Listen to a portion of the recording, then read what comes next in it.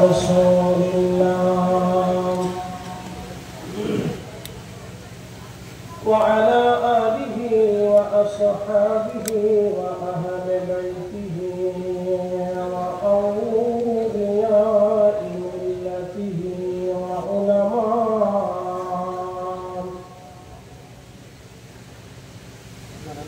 وعلماء أهل سنته أجمعين.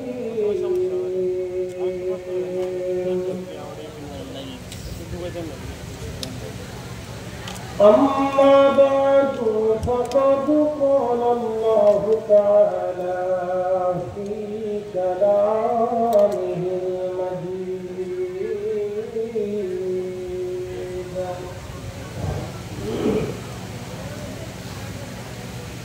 الذين آمنوا وكانوا يتقون لهم البشرى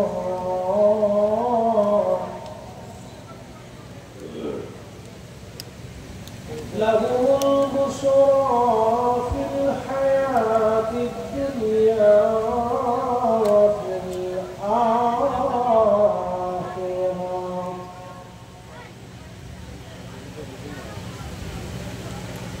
وفي آيات أخرى جزاؤهم عند ربهم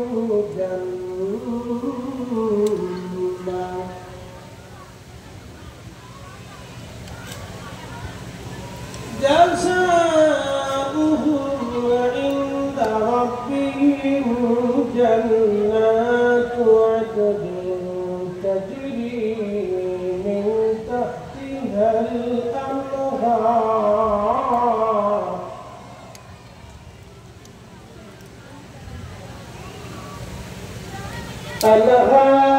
خالدين فيها أبدا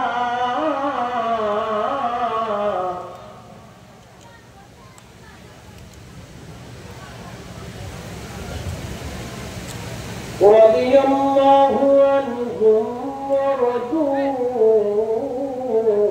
عنه ذلك لمن خشي ربه. صدق الله مولانا العظيم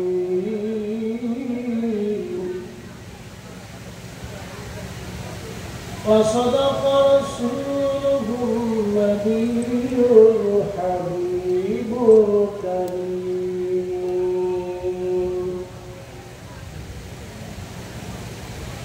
وفي آيات أخرى في شأن حبيبه ومحبوبه ومعشوقه: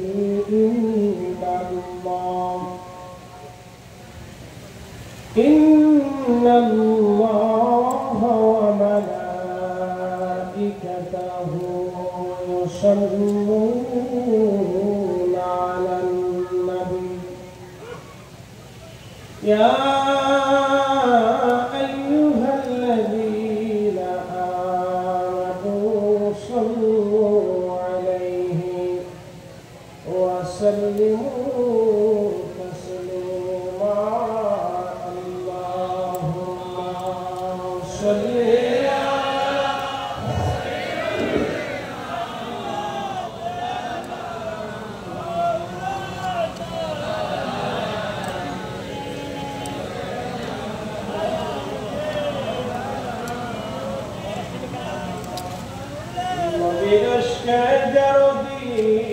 ভাই এ ভুবনে কাঁদে না,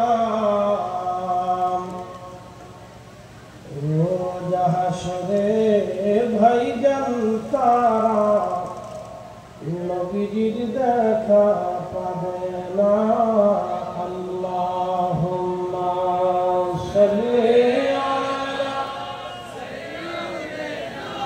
মাশাআল্লাহ আল্লাহু আকবার। يا سيدنا مولانا بلغ العلا بكماله كشف الدجى بجماله حسنت جميع خصاله صلوا عليه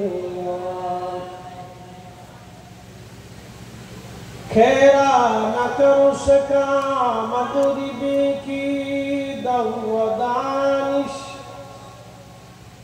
शुरू न था आग का मेरा खाके मदीना बलगल उलाबी कमालिही कशफत तुजा बिजमालिही हसनत जमील खसालिही सल्लू इन्नका उलिता मुबर्रन मिन कुल्ली आईब कअन्नका क़द खुलिक़्ता कमा तशाअ सलातुल या रसूलल्लाह अलैकुम सलामुल्लाह आहा सलातुल या रसूलल्लाह अलैकुम सलामुन या हबीबल्लाह अलैकुम। आमिर भांडार অনুষ্ঠিত প্রধান দিবসে আমির জামাত শাহ হযরত মাওলানা সৈয়দ মোহাম্মদ আলী সৈয়দ শাহ আমির ভান্ডারী কাদ্দাসাল্লাহু সিররাহুল আযীজ হুজুর কেবলার 26তম বিশাল বার্ষিক অনুষ্ঠিত উপলক্ষে পবিত্র মিলাদুন নবী সাল্লাল্লাহু আলাইহি ওয়াসাল্লাম খতমে বুখারী শরীফ মাহফিলের সম্মানিত সভাপতি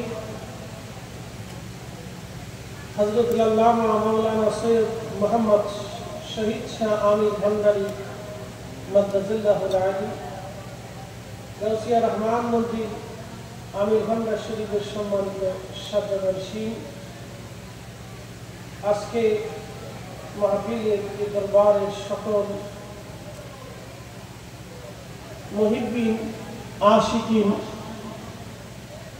এবং সম্মানিত আলোচক ওলামায়ে আহলে সুন্নাত গণ্যমান্য ব্যক্তি সম্মানিত মুরব্বী কলিজার টুকরো যুবক পর্দানিশীন আমার সম্মানিত মা বোনেরা মাইকের আওয়াজ যত দূর পর্যন্ত যাচ্ছে সকলকে মোবারক। শুকরিয়া সেই মহান রবের আলিশান আসমানে যিনি আপনাকে এবং আমাকে এ রাতের গভীরতায় আলিশান মাহফিল উপস্থিত থেকে আমাদেরকে যে রব ধন্য বানাইলেন সে আল্লাহ শাহানশাহী দরবারে একসাথে আওয়াজ তুলে বলি আলহামদুলিল্লাহ। শুকরিয়া করি সে আল্লাহ যিনি সর্বশ্রেষ্ঠ সর্বকালের সর্বশ্রেষ্ঠ মহামানব ইমামুল মুরসালিন ورحمة للعالمين سيد الكونين والثقلين حبيب الله महबूब आलम আল্লাহর সৃষ্টির শ্রেষ্ঠ আল্লাহর সৃষ্টির যিনি কুল মাখলুকাতের যিনি সগীর এবং শিরোতাজ আল্লাহর শ্রেষ্ঠ নবীর উম্মত হিসেবে আপনাকে এবং আমাকে আল্লাহ মঞ্জুর করেছেন। সেই জন্য আল্লাহর আসমানে দরবার ইলাহিতে আমরা একসাথে সকলে শুকরিয়া আদায় করে বলি আলহামদুলিল্লাহ। বাহিরে দূরে যারা আছে আমরা কাছে বসি, বাহিরে যারা আছে সবাই ভিতরে চলে আসি। প্রিয় উপস্থিতি, খুব মনোযোগ করুন। সারা পৃথিবীতে অসংখ্য রূহ আল্লাহ পাঠিয়েছেন। আপনারা যারা বসে আছেন সবার ভিতরে একটা করে রূহ আছে। এই রূহটাই জীবন, এই রূহটাই মানুষের অস্তিত্ব। আদম আলাইহিস সালামকে আল্লাহ 7টি বস্তু দিয়ে সৃষ্টি করলেন। আব, আতশ, খাক, বায়ু। আগুন, পানি, মাটি, বাতাস। আল্লাহ বলেন ওয়াবাদাআ খালকাল ইনসানি মিন তিন, আমি মানুষের সৃষ্টির সূচনা করেছি মাটি থেকে। মাটির সাথে পানি, পানির সাথে আগুন, আগুনের সাথে বাতাস। চারটি পদার্থকে আল্লাহ এক করে মানুষের বডির ভিতরে দিলেন।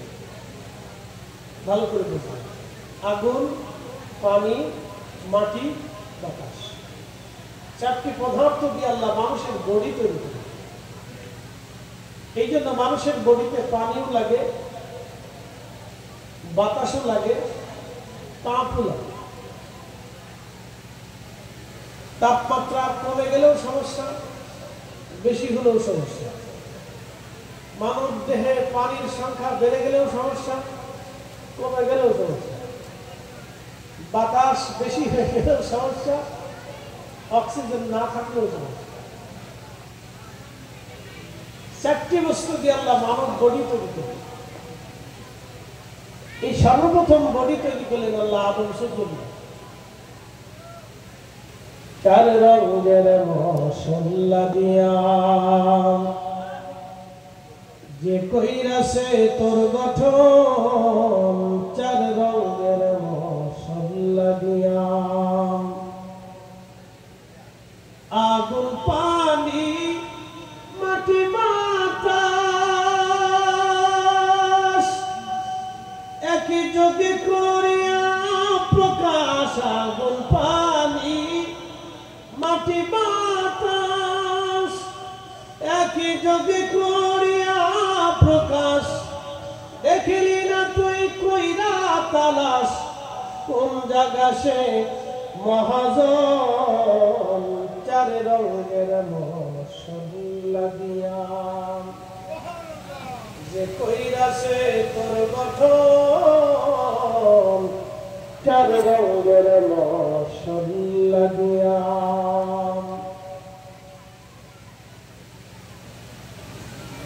রব্বুল আলামিন আদম শফিউল্লাহকে আমার রব আমার আল্লাহ সৃষ্টি করলেন মাটি দিয়ে, পানি দিয়ে, আগুন দিয়ে, বাতাস দিয়ে। বডি তৈরি করে আমার আল্লাহ রুহু নামক ইঞ্জিনটা আল্লাহ ঢুকাইলেন। এই রুহু ফিরে চলে আসে। রুহুকে আল্লাহ জিজ্ঞেস করলেন, রুহু তুমি কেন ফিরে আসলা?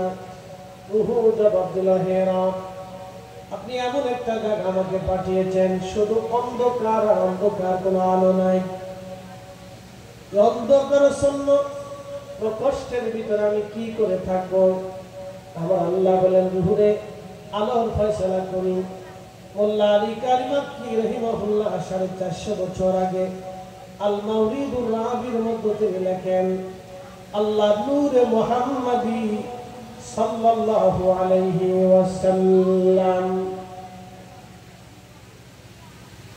এই নূরে মুহাম্মাদিকে আমার রব আমার আল্লাহ আদম শফিউল্লাহ পবিত্র সেখানে আমার আল্লাহ প্রবেশ করাইলেন।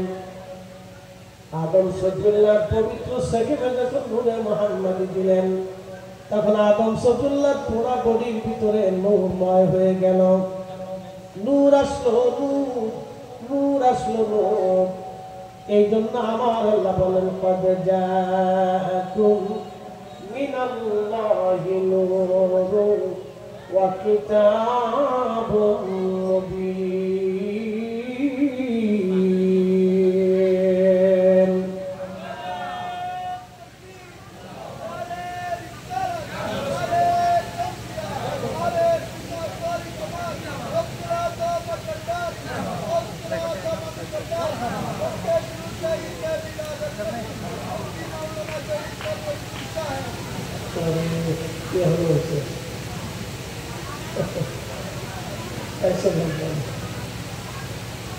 একসাথে বলেন না মারহাবা।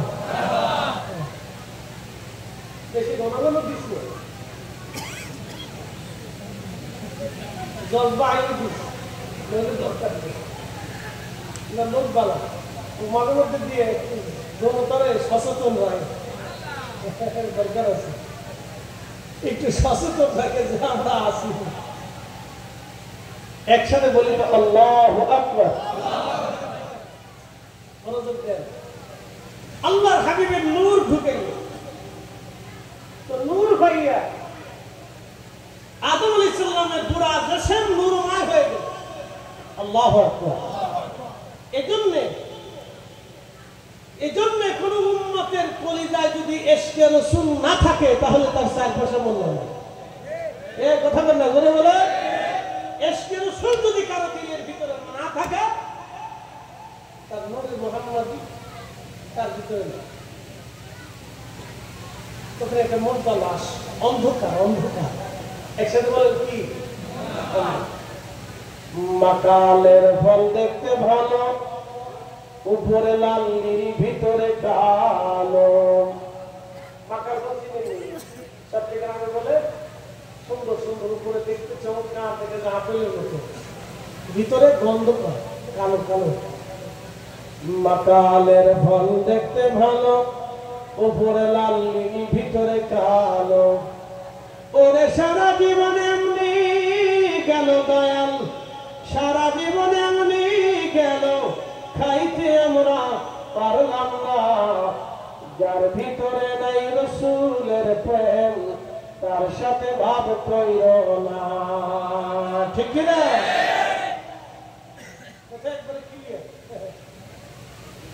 যার ভিতরে নাই রাসূলের প্রেম তার সাথে ভাব রাইখো না। প্রিয় উপস্থিতি, মেহবুবের নূর আদম শফিউল্লাহ পবিত্র সুলবে আসার পরে আদম আলাইহিস সালামের পবিত্র দেহ মোবারকে নূরময় হলো। এই জন্য ইশকে রাসূল যদি কারো অন্তরে না থাকে, তার বডিটা থেকে অন্ধকার, তার ঈমান অন্ধকার, তার দিল অন্ধকার, তার জীবন অন্ধকার, তার আখিরাত অন্ধকার, তার কবর অন্ধকার। কথা বলেন ঠিক কি না? হিসাব করো। আমি হিসাব করতে একবার প্রথম থেকে কাজ করি। আল্লাহর নবীর ইশকের নূর, প্রিয় নবীর প্রেমের রঙের যদি কোনো আশিকের অন্তরে না থাকে, কোন মুসলমানের এ নবীর উম্মতের কলিজার মধ্যে যদি ইশকে রাসূলের নূর না থাকে, তার জীবন অন্ধকার, তার কবর অন্ধকার, তার মরণ অন্ধকার, তার হাসর অন্ধকার, তার দিল অন্ধকার, তার ঈমান অন্ধকার, তার ঈমানে নূর নাই, দিলে নূর নাই, তার একিনে নূর নাই, তার আখিরাতে নূর নাই, কবরে নূর নাই, তার কিছুই নাই, কিছুই নাই। নাই কেন এরকম আছে? তো মাইক মরে শেষ হয়ে যায়, বুঝলেন কেন? দুশো মাইক মরলে কিছু হবে, কিন্তু আমাকে বেঁচে থাকতে হবে। একটা ফরিদি তৈরি হতে কিন্তু 40 বছর লাগছে দাদা। আমার বয়স 40। হ্যাঁ, 40 বছর লাগছে। এত সহজ না। চাইলে ফরিদি পাওয়া যায় না, চাইলে একটা বক্তা আপনি পাবেন না, তৈরি করতে পারবেন না। তো মাইক মরে সাফ হয়ে যাবে, কিন্তু সেটা মাইক খাওয়া যাবে বাংলাদেশ সরকার সাউন্ড কমেও না। একবার শুরু হয়েছে, একবার রমজানের প্রথম দিন পর্যন্ত চলবে, এখন রমজান গ্যাপ, তারপরে যে আবার চলবে একবারে মে জুন মাস পর্যন্ত একসাথে চলবে। সারা বছরে আমরা সুন্নি আলেমরা একবারে মিনিমাম হলে 12 মাসে 6 মাস আমাদের কথা বলতে, 6 মাস প্রত্যেক দিন 2 ঘন্টা মিনিমাম চলে, একবারে মিনিমাম 2 ঘন্টা। এটা হিসাব আছে। আমাদের মাইক সুন্দর থাকতে হবে, দূর থেকে টানবে, এটা মুখের ভিতরে দিয়ে কথা বলতে হবে। আমি কি জোর করে কথা বলতেছি? আমি দূরত্বে কথা বলবো, মাইক টেনে নিয়ে সাপ্লাই দিই, তাহলে হিটে হলে মাইক, মাইকের দরকার নেই। ওটাই তো আগের আলোচনা সুন্দর দিয়ে আসতে, শুনে এটা শুনলেই গেল।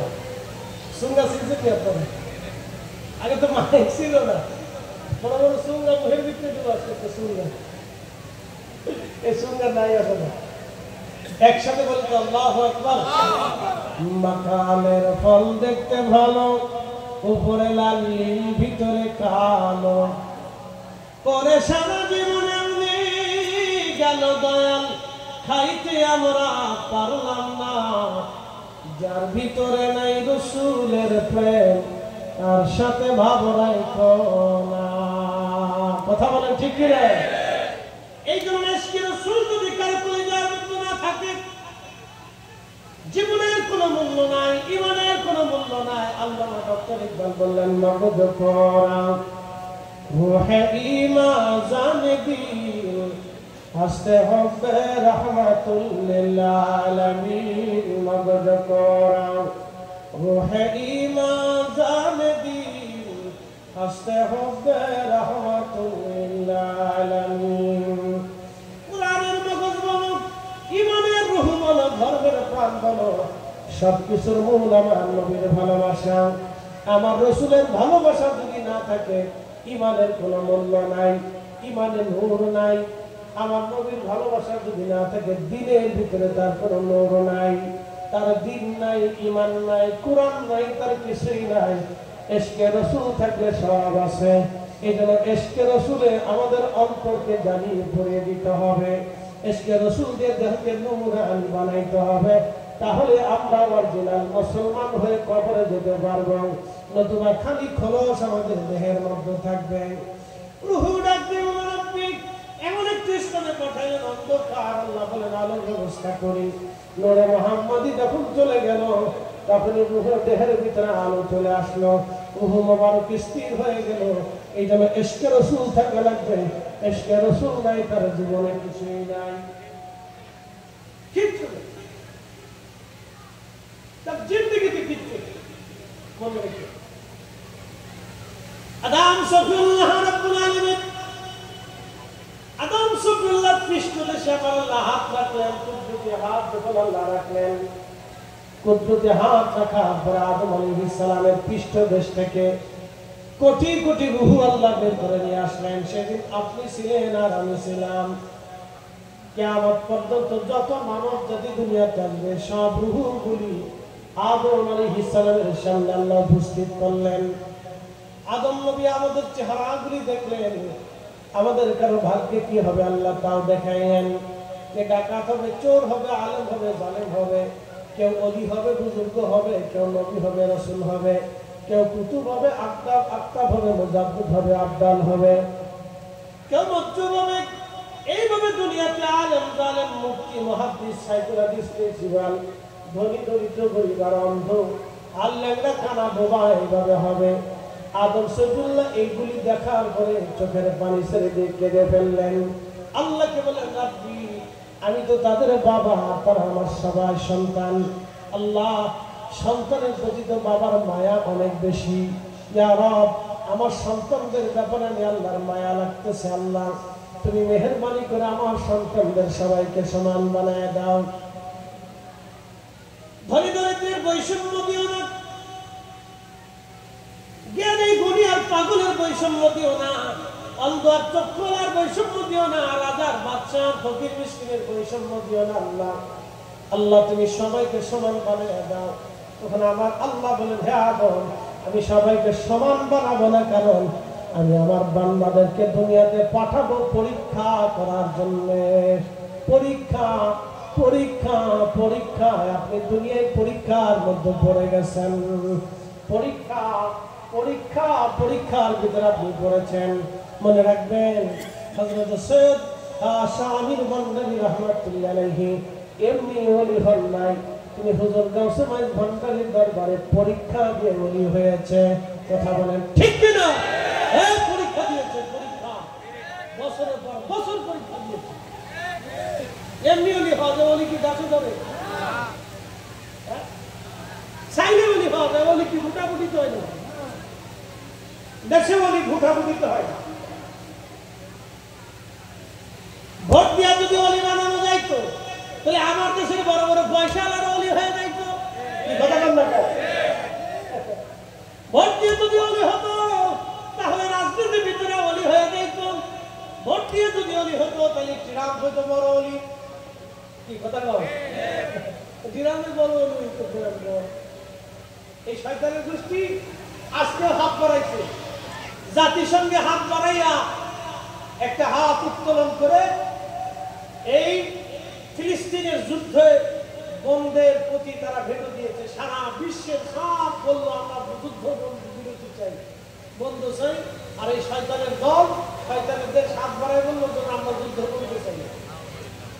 একটা হাতের কারণে আজকে ফিলিস্তিনের যুদ্ধ বন্ধ হয়ে গেল।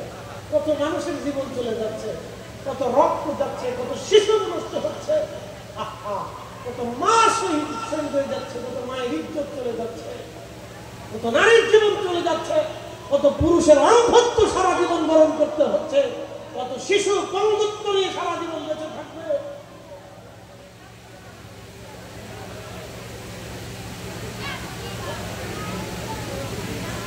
আর আমার দেশে পৃথিবীর মুসলিম আমির অন্যরা এক একটা ঘন্টা মরি করে দিয়ে করে ঘুরে বেড়া আর নাম দিচ্ছে আমরা ইসলামের বড় খেদমতগার হয়ে গেছি। আর এদের দেশের মৌলবীরা আমাদের দেশে এসে 8 টাকার তারাবি বানাবে আর বুকের উপরে হাত বাঁধাবে আর আমার দেশের অলিদেরকে ভেদাকে শিরকি ফতোয়া দিয়া এদেশের সাধারণ মানুষকে ক্ষিপ্ত করে তুলবে। কথা বলে ঠিক না বেটা?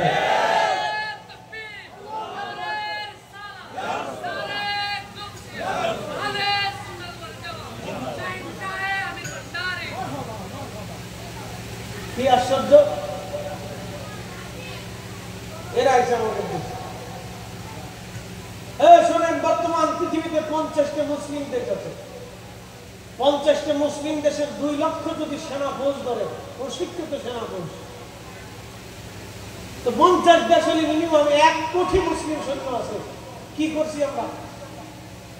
এই যে বছরের পর বছর ধরে একটা জাতি 5,500 বছর ধরে চলে আসা একটা জাতি গোষ্ঠী 5,500 বছরের পুরাতন শহরগুলো বিচ্ছিন্ন করে ধ্বংস করে দিয়েছে। কি করছি আমরা? বসে বসে আঙ্গুল চুষছি। কাতারের মতো একটা স্বাধীন দেশে বোমা মারার বড় আঙ্গুল চুষে বসে দিচ্ছে। এদেরকে ললিপপ পায় না। এই সব কটা মুসলিম মিলে তারা আমির যে করা যে সব কটার হাতে ললিপপ দিয়ে দেয়। আগে এদের বলে দিলাইছে বাংলাদেশে খালি বেদাত দেখাইতে, বেদাত হেঁটে বেদাত হেঁটে। ইস বিরাট বুজুর্গ, আমরা চিনতে আর বাকি রয়েছে না।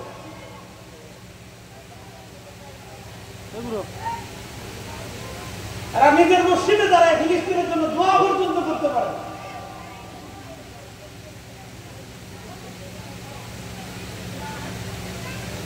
ওই উপস্থিতি হাজির, খুব মনোযোগ দিয়ে কথাগুলি শুনলেন। রব্বুল আলামিন আদম আলাইহিস সালাতু ওয়াসসালামকে বললেন, আদম, দুনিয়াতে মানব জাতি পাঠাবো পরীক্ষা করার জন্য। আদম রে, আমি বৈষম্যহীন করতে পারবো না, আমি করব না, কারণ আমি আমার বান্দা দুনিয়াতে পাঠাবো পরীক্ষা করার জন্য। আমরা পরীক্ষার মধ্যে পড়ে গেছি, অনেক বড় পরীক্ষা আমাদের, অনেক বড় পরীক্ষা। আমরা পরীক্ষার মধ্যে পড়ে গেলাম। পরীক্ষা, অনেক বড় পরীক্ষার ভিতরে পড়ে গেছি। আল্লাহ বলেন, ওয়ালানাবলুওয়ান্নাকুম বিশাইইন মিনাল খাউফি ওয়াল জু'i ওয়া নাকসিন মিনাল আমওয়ালি ওয়াল আনফুসি ওয়াস সামারাত।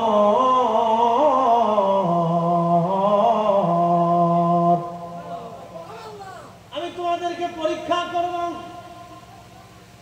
পরীক্ষা করবো আমি তোমাদেরকে। কি পরীক্ষা? আমার রব আমার আল্লাহ বললেন, পরীক্ষা হলো তোমাদের সম্পদ আমি আল্লাহ কেড়ে নিব, জমি জমা কেড়ে নিব, সন্তান কেড়ে নিব, তোমাদের মাল কেড়ে নিব, তোমাদের ফসলগুলি নষ্ট করে দিয়ে আমি আল্লাহ পরীক্ষা করব। আপনার উম্মতের ভিতরে বলে যান, ওয়াবাশশিরিস সাবিরিন, তাদের জন্য সুসংবাদ যারা এই কঠিন সময়ে সবর করতে পারে, ধৈর্য ধরতে পারে। ইয়া রাসূলুল্লাহ, তাদেরকে সুসংবাদ দেন, এই কঠিন সময়ে যারা সবর করে, যারা ধৈর্য ধরতে পারে, হুজুর তাদের জন্য সুসংবাদ দিয়ে দেন।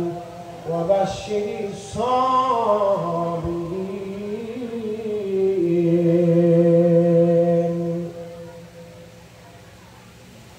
দুনিয়াটা পরীক্ষার জায়গা, পরীক্ষা। আল্লাহ বলেন, আল্লাযী খালাকাল মাউতা ওয়াল হায়াতা লিয়াবলুয়াকুম আইয়ুকুম আহসানু আমালা।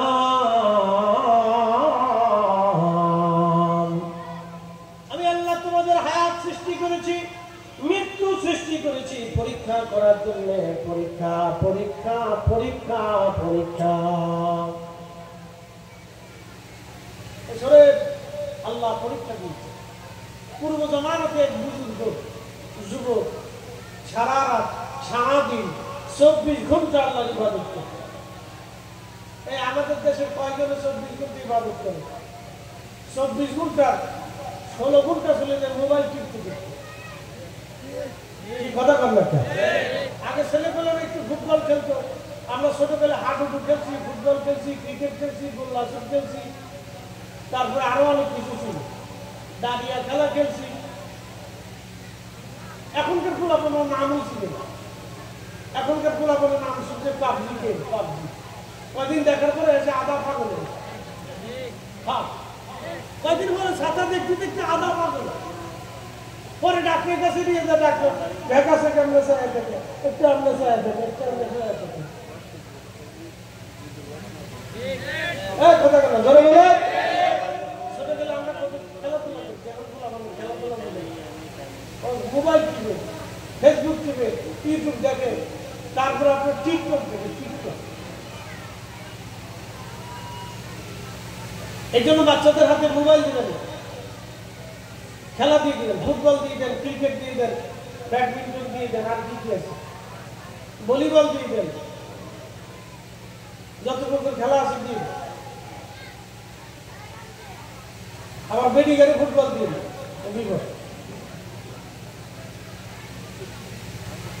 মারাত্মক বিপদ। আমাদের বাংলাদেশে এগুলি চলে না। মহিলারা যদি ফুটবল খেলে দর্শক কারা হয় জানেন? বুড়া মানুষই দেখতে যায়, সব ইয়াংগুলা। ওরা চিন্তা করে দেখি বেডিরা কেমনে দৌড়া, এইটা দেখতে যায়। কি খেলা দেখবে?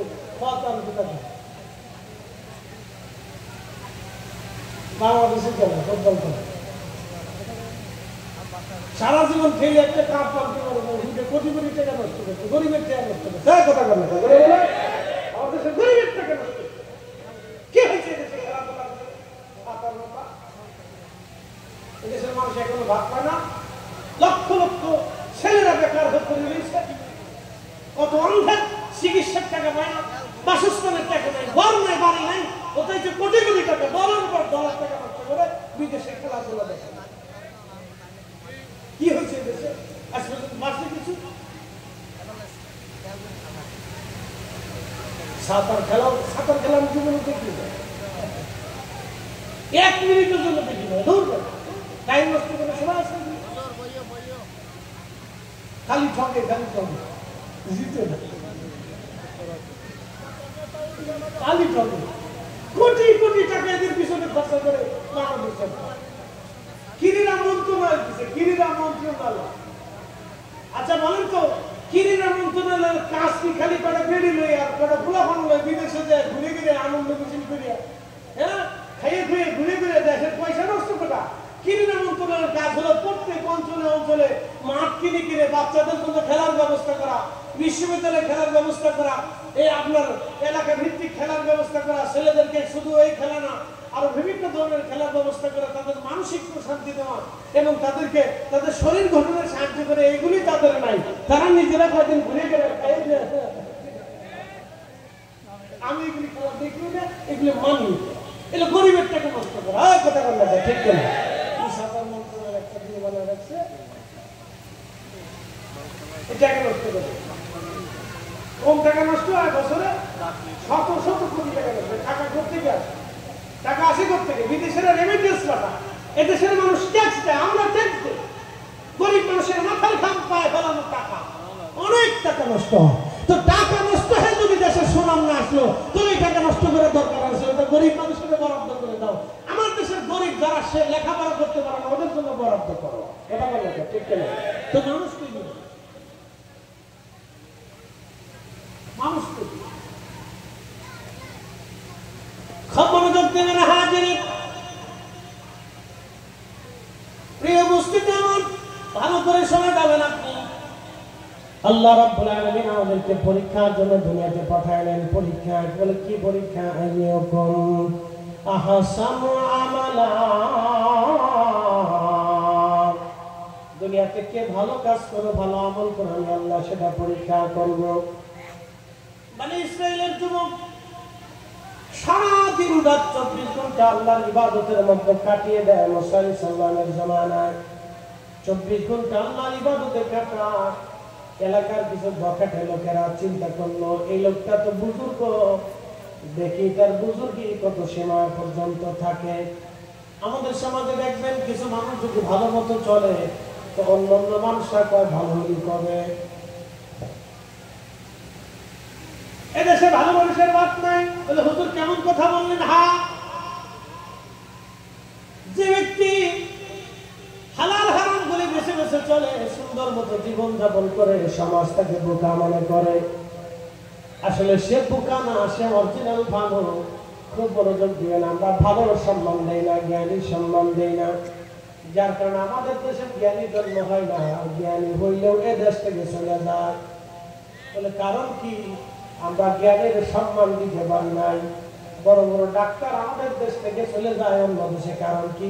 তার মেধা অনুযায়ী আমরা তার পারিশ্রমিক দেই নাই। চলে গেছে আমেরিকা, চলে গেছে ইউরোপে, পরে শেষে আমরা চিকিৎসার জন্য চলে যাই ভারত। আমার দেশে মেধা কি কম? 18 কোটি মানুষের দেশে অবশ্যই মেধা আছে, কিন্তু আমাদের দেশে রাষ্ট্র মেধাকে সম্মান দিতে পারে না, আমরাও পারি নাই। যার কারণে আমাদের দেশে এই পরিস্থিতি। ভালো একটা হসপিটাল নেই, 2-4টা হসপিটাল আছে, তাও একবারে ডাকাত।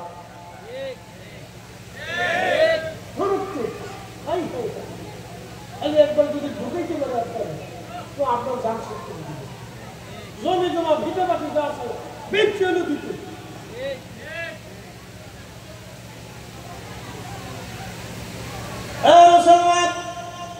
আমি ভান্ডার শরীফের আল্লাহ নবীর মুহিব্বিনেরা, রুহানি সন্তানেরা ভালো করে শুনে যাবেন। এ জমি নবীদের জমি, চট্টগ্রামের ইসলাম আর 2-1 বছর ইসলাম না, 1400 বছর আগের ইসলাম। একসাথে বলবেন আল্লাহু আকবার। হযরত সাদ বিন আবি ওয়াক্কাস রাদিয়াল্লাহু আনহু তিনি এসেছিলেন। তিনি আর 100 বছর পরে হযরত বাইজিদ বুস্তামি, সুলতানুল আরিফিন বাইজিদ বুস্তামি রাহমাতুল্লাহ আলাইহি এসেছিলেন। তার 100 বছর পরে হযরত বদর শাহ আউলিয়া রাহমাতুল্লাহ আলাইহি 12 আউলিয়া এসেছিলেন। চট্টগ্রাম থেকে সিলেটে 750 বছর আগে 360 আউলিয়া আসলেন। নেত্রকোনা 1000 বছর আগে আল্লামা কমরউদ্দিন রুমি রাহমাতুল্লাহ আলাইহি আসলেন। শাহজালাল ইয়ামানি মুজাদ্দিদের আগে সিরাজগঞ্জে হুজুর গাউসে পাকের নাতি আসলেন। একসাথে বলবেন না মারহাবা। আনজাহান আলী রাহমাতুল্লাহ আলাইহি বাগেরহাটে আসলেন। হযরতে আল্লাহর ওলিরা সারা বাংলাদেশের সব জায়গায় রন্দে রন্দে ছড়িয়ে দিয়ে কালেমার দাওয়াত দিলেন। এই জমিন ওলিদের জমিন, আউলিয়া کرامের জমিন। তারা এদেশে এসে ইসলাম শুধু প্রতিষ্ঠা করে নাই, তারা ইসলামের সাথে ইনসাফ প্রতিষ্ঠিত করেছিল। কথা বলেন ঠিক কিনা? ইসলামের সাথে ইনসাফ প্রতিষ্ঠিত করেছিল। শুধু ইসলাম প্রতিষ্ঠিত করে নাই, ইসলামের সাথে করে ইসলাম এই কি বলে ইনসাফ প্রতিষ্ঠিত করেছিল। তখন সনাতনী সিস্টেমে ছিল, গরিবরা মন্দিরে যেতে পারত না। তখন তারা এসে দেখিয়ে দিল মসজিদে কে আমি, কে ধনী, কে দরিদ্র, কে পয়সাওয়ালা, কে ভিখারি, কে দিনমজুর। আল্লাহর ঘর মসজিদে কোনো বৈষম্য নাই। আমি যেই কাতারে থাকবে, অন্ধ সেই কাতারে থাকবে। কথা বলে ঠিক করেছে। ইসলাম সেই ইনসাফ দেখাই দিল যে ইনসাফ কি তোমরা আমাদের মসজিদ থেকে দেখতে পারো।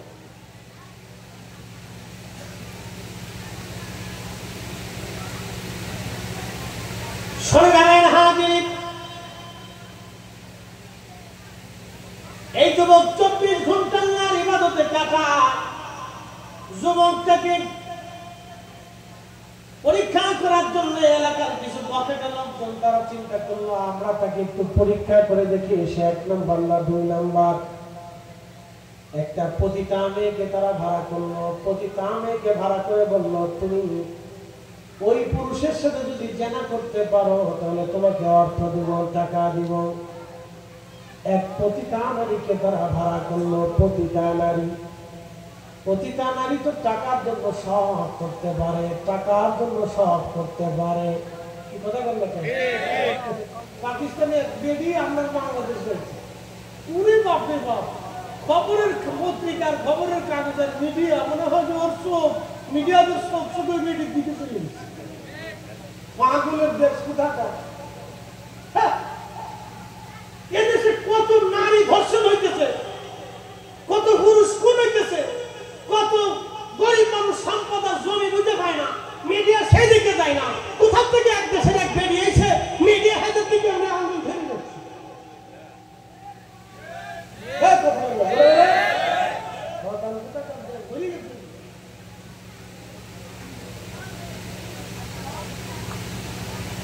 শুনে আজান মুসলমান আমার দিকে তাকান তো। সারা পৃথিবীতে যারা চিত্র জগতের বেডি আছে, সারা পৃথিবীতে যত চিত্র জগৎ আছে, চিত্র জগৎ কয় না কি কয়? আমাদের দেশে কয় হলে বলে তারকা। এই বেডিরা যদি তারকা হয় তো শয়তান কেডা? হ্যাঁ, সেই বেডি তার দেহ দেখে টাকা রুজি করে, বুঝেন নাই মনে হয়? তো প্রতিটা নারী আর বেডির ভিতরে তফাৎ কি? কি কথা বলে? সেই বেডি তার নিজের দেহ দেখে রুজি করে, টাকা ইনকাম করে, ওর বেডি কি? প্রতিটা। এর নাম দিছি আরে স্টার। তে হারে যদি স্টার হতো শয়তান কেন? শয়তান চিন্তা করে বাপ রে বাপ, ওটা আমার দেশের বড় বড় করে দিবে। আমার কোনো কাজ নাই, আমি সমুদ্রের মাঝে চলে যাই।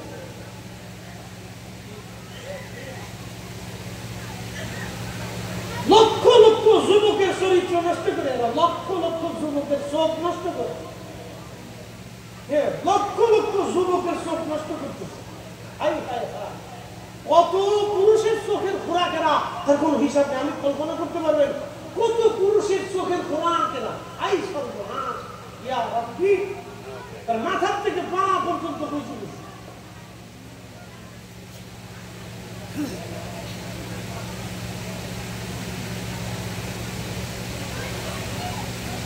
শুনিয়া যান হাজির, এই প্রতিটা নারী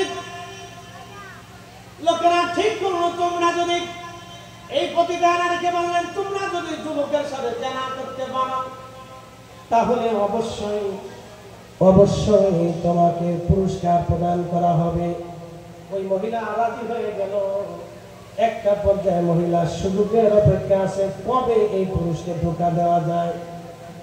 24 ঘন্টা তার খানেকার ভিতরে ইবাদত করে। খানেকাটা একটা নির্জন নিভৃত জায়গায় ছিল। একদিন রাত্রিবেলা গুলি গুলি বৃষ্টি শুরু হয়েছে। ওই প্রতিটা নারী চিন্তা করলো আজকে সুযোগ, আজকে সুযোগ, এই পুরুষের সাথে আজকে আমি জানা করব। সে জানা করার আশা ওই বৃষ্টি বাদলের সময় আসে ওই পুরুষের খানকা দরজায় টুকা লাগাইলেন। আমি একজন বিপদগ্রস্ত নারী, বিপদগ্রস্ত নারী, আমি একজন বিপদগ্রস্ত নারী। বলেন কি চান? বলে দয়া করে আমাকে মাহরুম করবেন না। আমি বিপদে পড়ে বৃষ্টি বাদলের দিনে রাস্তা হারাই আপনার খানকার সামনে চলে আসছি।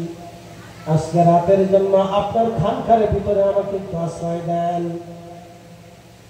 আপনার খানকার ভিতরে আজকে রাতের জন্য আপনি আমাকে একটু আশ্রয় দেন। যারা বুজুর্গ হয়, যারা অলি হয়, তাদের দিল সবসময় সহজ সরল থাকে। এরা রাজনৈতিক প্যাঁচগোছা তো বুঝে না, এরা ওই ভিলেজ পলিটিক্স বুঝে না। আমাদের দেশে ভিলেজ পলিটিক্স, আমি নাম দিচ্ছি কুত্তা পলিটিক্স। এটা কোনটা? কুত্তা পলিটিক্স কেন করলাম জানেন? আজকে দেখলাম এক ভিডিওতে উড়ে কুত্তা, 100 কুত্তায় মারামারি করতেছে। কুত্তা নিজেও জানে না যে ওরা কিসের জন্য মারামারি করে। বুঝে আপনাদেরকে ভালো করে বুঝবো। আমাদের ফরিদপুরে সিঙ্গারা নিয়ে মারামারি লাগবে। হাই হাই হাই, সারা শহরে মারামারি। এখন যে কি নিয়ে মারামারি লাগছে প্রথমে কিন্তু কেউ জানে না, লাস্টে কিন্তু কেউ জানে না। সবাই ভিডিও ভিডিও করতেছে, যে যারে পারে হেরে মারতেছে। আমাদের দেশের ভিডিও ভিডিও এইটুকুনি হয়। বিয়ে বাড়িতে খাবার নিয়ে ভিডিও ভিডিও, বাপরে বাপ, সারা গ্রাম সত্যির সাথে ভিডিও ভিডিও মারামারি। বরের ভিডিওতে ভিডিওতে পানির ভিতরে পুকুরের ভিতরে যাওয়া, যে আস্তর বিয়ের সাত ভিডিও করে দেওয়া। এই অবস্থা বাংলাদেশে। কি আশ্চর্য একটা দেশ, আজগুবির দেশ। ভাই কি অবস্থা, মাঝে মধ্যে খুব চিন্তা করি, খালি করে ধরবে, এরপরে যে কিসের লেগে ধরে কেউ কইতে পারে। অসুস্থ অসুস্থ সমাজ আমাদের। ছেড়ে যাবে, সিঙ্গারা নিয়ে মারামারি, বিয়ে বাড়ির গেট নিয়ে মারামারি, খাবার নিয়ে ফিরে ফিরি, ছাগল নিয়ে ফিরে ফিরি, গরু নিয়ে ফিরে ফিরি, খাসি নিয়ে ফিরে ফিরি, বিড়াই নিয়ে ফিরে ফিরি, কুত্তা নিয়ে ফিরে ফিরি। আর গ্রামের ভিতরে খালি চিন্তা হলো এর কেমনে বাস দিবে, এর কেমনে বাস দিবে, এর কেমনে ক্ষতি করবে, এর মামলা কেমনে ঢুকাবে, ওর মেয়ে কেমনে আগে, ওর বউ কেমনে চলে, ও কি তা করে, ও কি করে, ও কেমনে আগে, ও কেমনে ঘুমা। খালি এই চিন্তায় গ্রামের মানুষের ঘুম হারাম হয়ে গেছে। এই জন্য আমি নাম দিচ্ছি কুত্তা। বলে কি কথা কার লেখা? এই জন্য আমাদের সমাজ পরিবর্তন হয়, সমাজ পরিবর্তন হয়। এর থেকে শহরের মানুষ ভালো। কেন?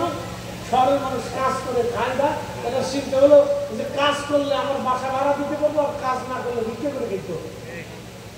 এই জন্য সবাই কাজ করে, কাজের চিন্তা। কেউ কারো চিন্তা মাথায় নিতে পারবে না। একই বিল্ডিং এর 10 ফ্ল্যাটের মানুষ থাকলে কেউ কোনো খোঁজ নেওয়ার টাইম নেই।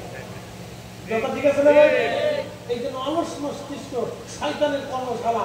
যে লেখছিল একবারে সত্যি কথা লেখছে, যেটা অলস এটা মগজের ভিতরে খালি শয়তানের সাড়ি মারতে থাকে। এই জন্য দেখবেন বেকার গোলাপান গান দুটি হিরুচি হয়, আর বাপের বেশি আদরের গোলা গান দুটি হিরুচি হয়। বাবা খা কি আবার খা।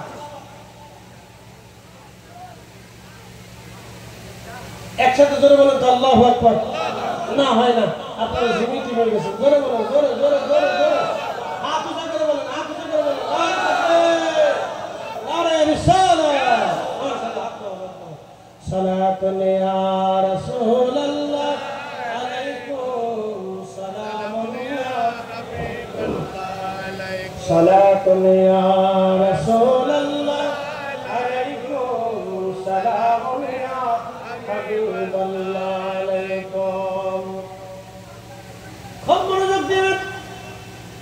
এই যুবকরা একটা প্রতিটা নারীকে ভাড়া করলো। এই নারীটা আল্লাহর ওলি যুবকের খানকার ভিতরে ঢুকলো। যুবক পর্দা করে তাকে জায়গা করে দিলেন, তুমি এখানে বিশ্রাম করো, সকালবেলা সূর্য উদয় হলে তুমি চলে যাবে। এই কথা বলে যুবক তো সহসা সে মোমবাতি জ্বালায় প্রদীপ জ্বালায় নামাজে দাঁড়িয়ে গেল। নামাজে যখন দাঁড়াইছে তখন ওই মেয়েটা সাথে উদ্দেশ্য নিয়ে আসছে যুবকের সাথে জেনা করবে। জেনার নিয়ত করে যুবক আসছে। তখন এই যুবক নামাজে দণ্ডায়মান। ঠিক এমন সময় মেয়েটা তার ওই ভিতর থেকে বের হইয়া এই যুবকের সামনে সে অঙ্গভঙ্গি দিতে লাগলো। একজন টকবগে যুবক, অবিবাহিত যুবক এই সুন্দরী রূপসী অঙ্গভঙ্গিকে যুবক তিনি নামাজের ভিতরে তিনি দিশাহারা হয়ে গেলেন। একদিকে নামাজ, অন্যদিকে সুন্দরী মেয়ে। এখন যদি আমি জেনা করে ধ্বংস হয়ে যাব, আমি আমার সারা জীবনের ইবাদত গুলি নষ্ট হয়ে যাবে। আরে মহিলা এখন আমার সামনে জেনা করার জন্য আমাকে উদ্বুদ্ধ করতেছে। মহিলা এই পুরুষ এই যুবক আল্লাহর ওলি চিন্তায় পড়ে গেলেন। তিনি জেনার থেকে বাঁচার জন্য সর্বপ্রথম এই যুবক তার একটা আঙ্গুল তার প্রদীপ আগুনের ভিতরে ঢুকাইলেন, যাতে জেনার লিপ্সা অন্তর থেকে চলে যায়। একবার জোরে বলা যাবে কি মারহাবা। ইন্নামাল মুমিনুনা আল্লাযীনা ইযা যুকিরাল্লাহু ওয়াজিলাত কুলুবুহুম ওয়া ইযা তুলিয়াত আলাইহিম আয়াতুহু যাদাতুহুম ঈমানা।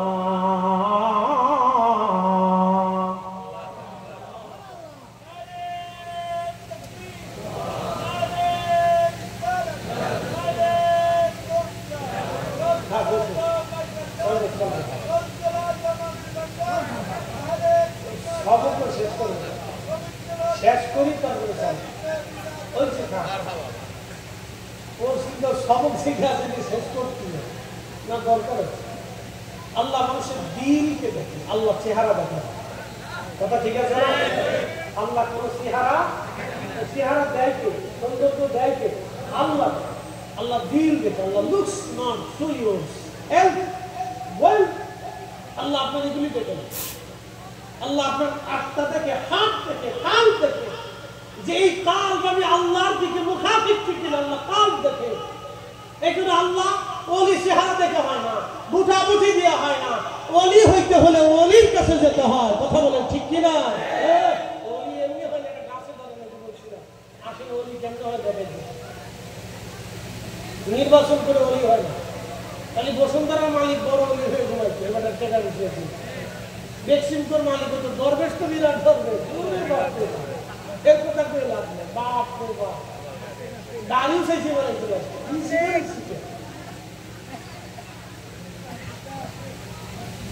সে কোটি কোটি টাকা ব্যয় করছে এদেশে একটা বাতিল ফেরকা প্রতিষ্ঠিত করার জন্য।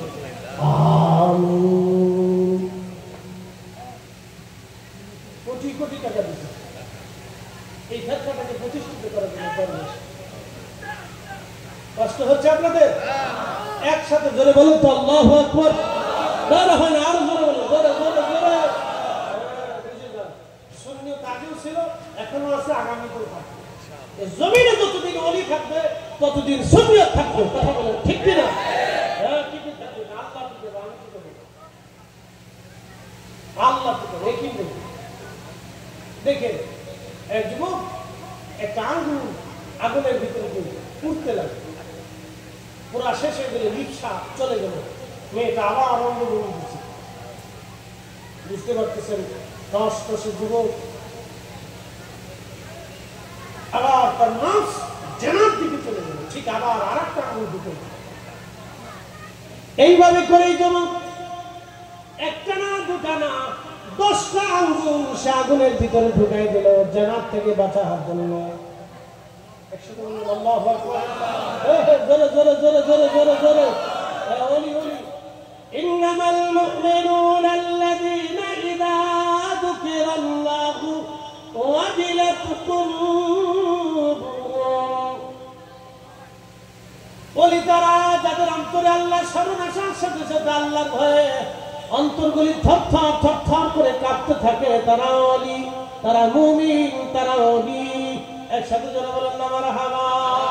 ওলি, তারা ওলি ওলি ওলি ওলি ওলি ওলি। যুবকের অন্তর আল্লাহর ভয়ে থরথর করে কাঁপতে লাগলো। এইভাবে একটা দুইটা করে 10টা আঙ্গুল আগুনের মধ্যে পোড়ায় ফেলল। 10টা আঙ্গুল যখন আগুনের মধ্যে পড়ে গেল, সেই তখন এই মহিলা, আমার রব আমার আল্লাহ তারে দুনিয়া থেকে নিয়ে চলে গেলেন। মহিলা স্টক করে মারা গেল। এখন হলো আরেকটা বিপদ, মহিলা স্টক করে যখন মারা গেছে, ওই যে লোকেরা এই মহিলাকে পাঠিয়েছিল, এই পতিতাকে পাঠাইলো জানা করার জন্য। ওই লোকেরা তারা এবার এই খানকার ভিতরে এসে বললো, হে যুবক, তুমি এই মহিলাকে ধর্ষণ করে হত্যা করে ফেলেছ। রাজার কাছে বিচার দিল, সৈন্যরা সেটাকে ধরে নিয়ে গেল, মহিলার মৃত লাশ নিয়ে গেল রাজ দরবারের সামনে। বিশাল রাত বড় সামনে বসলো। ওরা বললো, আমরা দেখেছি এই যুবকটা তার খানকার ভিতরে মহিলাকে মেরে ফেলেছে। রাজা বলল, যুবক, তোমার খানকায় কি মহিলার মৃত্যু হয়েছে? বলে হ্যাঁ। তুমি কি মেরেছ? বলে না। তাহলে কেমনে মারা গেল? বলে এমনি মারা গেছে। তখনকার দিনের কথা তো, এমনি কেমনে মরে? তোমার খানকার ভিতরে যেহেতু একটা মেয়ে, যুবতী মেয়ে মারা গেছে, অতএব তুমি নিজে তাকে হত্যা করেছ। তুমি যে হত্যা করো নাই তার কি কোনো প্রমাণ আছে? যুবক আল্লাহর ওলি বলল, না বাদশাহ, আমি তো যাকে হত্যা করি নাই, আমার তো কাছে কোনো প্রমাণ ডকুমেন্ট নাই।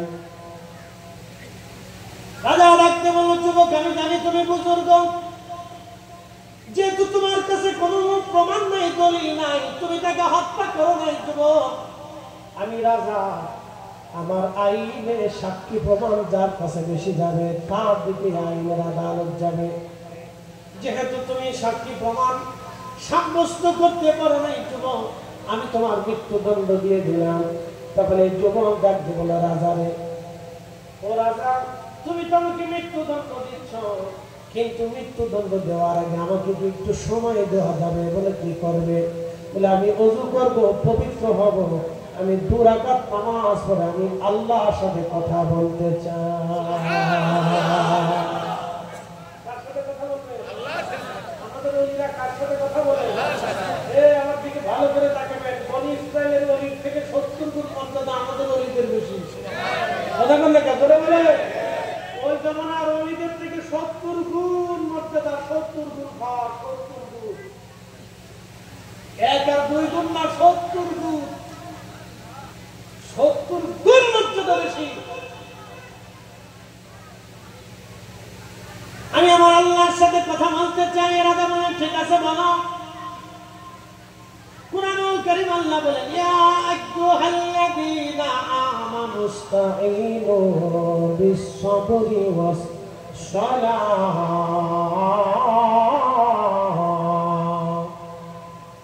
হে ঈমানদার, আমি আল্লাহর কাছে তোমরা সাহায্য চাও দুই পদ্ধতিতে। একটা হলো নামাজের মাধ্যমে, আর একটা সাহায্য চাও সবরের মাধ্যমে, ধৈর্যের মাধ্যমে। একটা সাহায্য চাও সালাতের মাধ্যমে। কোন বিষয় জটিল হয়ে গেলে নামাজ পড়বেন, নামাজ পড়ে আল্লাহর দরবারে দোয়া করবেন। এই যুবকটা ওযু করলো, ওযু করে 2 রাকাত নামাজ পড়লো। 2 রাকাত নামাজ পড়ার পরে যুবক আল্লাহর দরবারে হাত বাড়ায় দিয়ে বলল, হে রব, আপনি জানেন আমি কোনো অপরাধ করি নাই। আল্লাহ আপনি জানেন আমি কোনো অপরাধী না। রব্বি আপনি জানেন আমি অপরাধী না, আর আমি এটাও জানি আমি আমার অপরাধে আপনি আমাকে শাস্তি দিবেন না, কারণ আমি তো অপরাধ করি নাই আল্লাহ। কিন্তু হে রব, আজকে রাজা আমাকে মৃত্যুদণ্ড দিবে, আমি মারা যাবো, আমার আপত্তি নাই, কারণ আজও মরবো কাল মরবো, মরে যাওয়াতে কোনো আপত্তি নাই আল্লাহ। রব্বুল আলামিন, আমার আপত্তি এক জায়গা, আমি যখন মারা যাব তখন সমাজ আর রাষ্ট্র বলবে আমি অলিদের কলঙ্ক ছিলাম, আমি বুজুর্গদের কলঙ্ক ছিলাম, আমি আলেমদের কলঙ্ক ছিলাম। সারা জীবন মানুষ মনে করবে আমি দর্শন করেছি, মানুষ হত্যা করেছি। রব্বুল আলামিন, আপনার দরবারে আমার দরখাস্ত, আল্লাহ আমাকে কোনো আলেম কোনো অলির কলঙ্ক বানাবেন না। আল্লাহ আপনি আমাকে বিপদ থেকে রক্ষা করেন। দোয়া করতে দেরি হয়েছে, এই মরা মহিলা জিন্দা হতে দেরি হয় না। এই চিৎকার করে বলেন আল্লাহু আকবার। ওলিদের পার আসেনি তো ওই ওলিদের থেকে 70 গুণ ওলিদের পার, আমার এই নবীর উম্মতের ওলিদের পার 70 গুণ বেশি। কথা বলেন ঠিক না?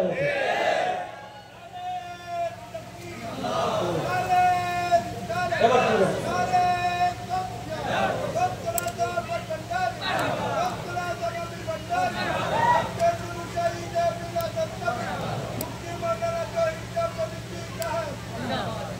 বাবুল একটা বিষয়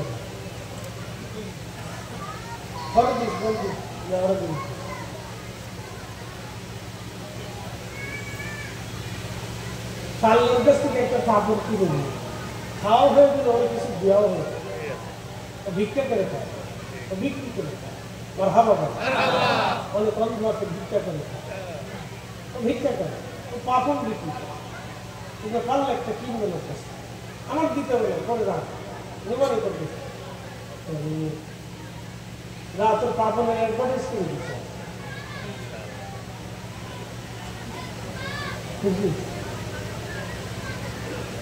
কিছু কিছু মুহূর্ত আছে, কিছু কিছু সময় আছে, আপনাদের দু একটা কথা বলে দিই, দু একটা কথা আপনাদের বলে দিই।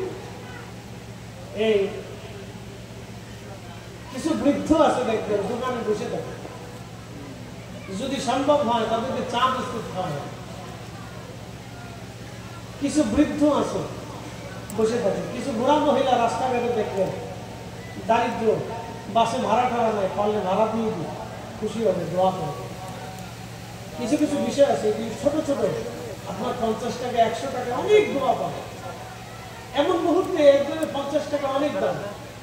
শোনেন, একটা সময় আমার কাছে 5 টাকা অনেক মূল্য ছিল। 5 টাকা হইলে ভাড়া দিয়ে মাদ্রাসায় যেতে পারতাম। 5 টাকা অনেক দাম ছিল। কিছু কিছু মুহূর্তে একজন মানুষের 5টা টাকা অনেক দামি হয়ে যায়। কিছু মুহূর্তে মানুষের পেটের ক্ষুধাটা অনেক মর্যাদার হয়ে যায়। আপনি তাহলে খাওয়াবে, সে ক্ষুধা নিবারণ হওয়ার পরে এমন একটা দোয়া দিবে, দোয়া আসলে কবুল হবে। কোনোদিন আল্লাহ আপনার রিজিকে কষ্ট দেবে। একসাথে বলবেন আল্লাহ আকবার। এইরকম কিছু ভালো কাজ করবে। রাজনীতি দেখবেন কিছু রিক্সাওয়ালাকে উঠেন, বৃদ্ধ মানুষ রিক্সা চালাইতেছে, মনে রাখবেন সে ভিক্ষা করে খায় না, সে কাজ করে খায়।